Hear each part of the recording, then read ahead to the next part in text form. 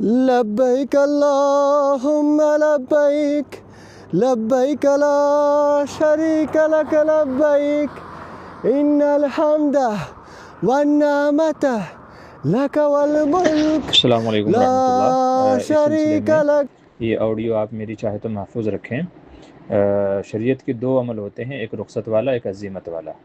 رخصت کا مطلب یہ ہے کہ شریعت نے جن چیزوں میں آپ کو گنجائش دی ہے اور آپ کے لیے آسان راستہ اختیار کیا ہے، آپ کو چاہیے کہ آپ جو ہے نا وہ آسان راستہ اختیار کریں، اسے رخصت کہا جاتا ہے۔ اور عزیمت کا مطلب یہ ہے کہ نہیں، جو مسئلہ ہے آپ اسی پہ عمل کریں، بھلے ہی پھر چاہے اس میں آپ کی گردن کٹ جائے اور چاہے تو آپ کو کتنی بھی مشقت اٹھانی پڑے۔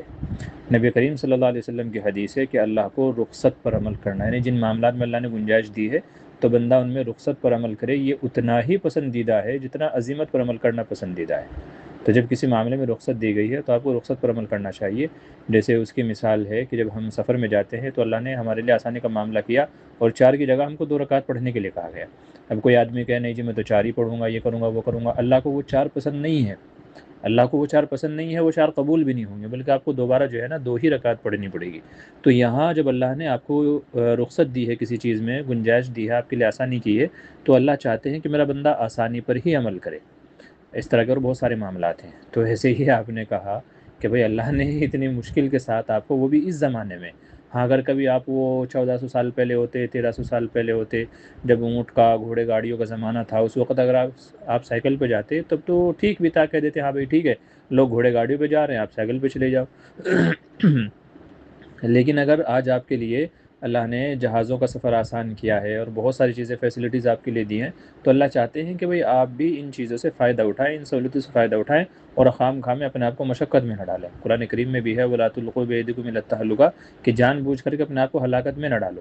تو یہ اپنے آپ کو ہلاکت میں ہی ڈالنا ہے کہ آسان راستہ ہے آپ کے پاس میں، اور یعنی ایک ندی پہ پل بھی بنا ہوا ہے، آپ پل چھوڑ کر کے آپ بولے نہیں تو میں تو جو ہے نا وہ تیر کے جاؤں گا، میں پانی میں سے تیر کے جاؤں گا، تو ظاہر سی بات ہے تو اپنے آپ کو ہلاکت میں ڈالنا ہوگا نا، مشقت میں ڈالنا ہوگا۔ جب اللہ نے آپ کے لیے آسان راستہ اختیار کیا تو آپ وہ کیجیے۔ اور اگر آپ یہ کہیں جی ہمارے پاس پیسہ نہیں ہے، یہ نہیں ہے، وہ نہیں ہے، جہاز کا کرایہ کا نہیں ہے، ایسا نہیں ہے، ویسا نہیں ہے، تو میرے بھائی تو پھر اللہ نے آپ کے اوپر وہ حج فرض ہی نہیں کیا نا۔ اگر آپ کے اندر ہمت نہیں ہے، استطاعت نہیں ہے، تو اللہ نے آپ کے اوپر حج فرض ہی نہیں کیا۔ اگر آپ نہیں کریں گے تو آپ کو کوئی گناہ نہیں ملے گا، لیکن آپ کے پاس پیسے بھی نہیں ہیں اور آپ اپنے آپ کو مشقت میں بھی ڈال رہے ہیں، تو اللہ کو یہ چیز پسند نہیں ہے۔ اور بہت سارے لوگ وہ بھی ہیں کہ بھئی جو یہ چاہتے ہیں کہ بس اس ذریعے سے ہم کو فیم ملے۔ وہ بھی آپ صلی اللہ علیہ وسلم کی ایک حدیث ہے کہ بہت سارے لوگ جو ہے نا قرب قیامت میں، قیامت کے قریب زمانے میں لوگ اسی وجہ سے حج کریں گے، دکھلاوے کے لیے جسے کہا گیا، ریا و نمود کے لیے کہا گیا۔ فرمایا گیا کچھ لوگ جو ہے نا وہ بھیک مانگنے کے لیے آئیں گے، کچھ لوگ ریا و نمود کے لیے آئیں گے، کچھ لوگ جو ہے نا وہ پکنک اور اس کے لیے آئیں گے۔ تو اس طریقے سے حدیث میں 4 حصوں میں لوگوں کو تقسیم کیا گیا، اور فرمایا گیا کہ چاروں میں سے کسی کا بھی مقصد اللہ کی رضا نہیں ہوگی، بلکہ ہر کسی کا اپنا ایک دنیاوی ہی مقصد ہوگا، اللہ کو ان کے حج سے کوئی سروکار نہیں، ان کا کسی کا بھی حج قبول نہیں ہوگا۔ آج ہم دیکھتے ہیں تو اس طرح کے چاروں ٹائپ کے لوگ ہمیں ملتے ہیں وہاں پہ لوگ جا کر کے بھیک بھی مانگتے ہیں۔ کچھ لوگ ہیں جنہوں نے صرف پکنک اسپاٹ بنا رکھا ہے کہ چل بھائی شادی بیاہ ہو گیا تو بجائے کہیں ہنی مون پہ جانے کے چلو مکہ مکرمہ چلتے ہیں، وہاں جاتے ہیں۔ کتنے بلاگر ایسے ہیں جو صرف اس لیے جاتے ہیں کہ بھائی وہاں جا کے بلاگنگ کریں گے، ہم ویڈیو بنائیں گے۔ اچھا جی، ان کا مقصد اللہ کو راضی کرنا نہیں ہوتا۔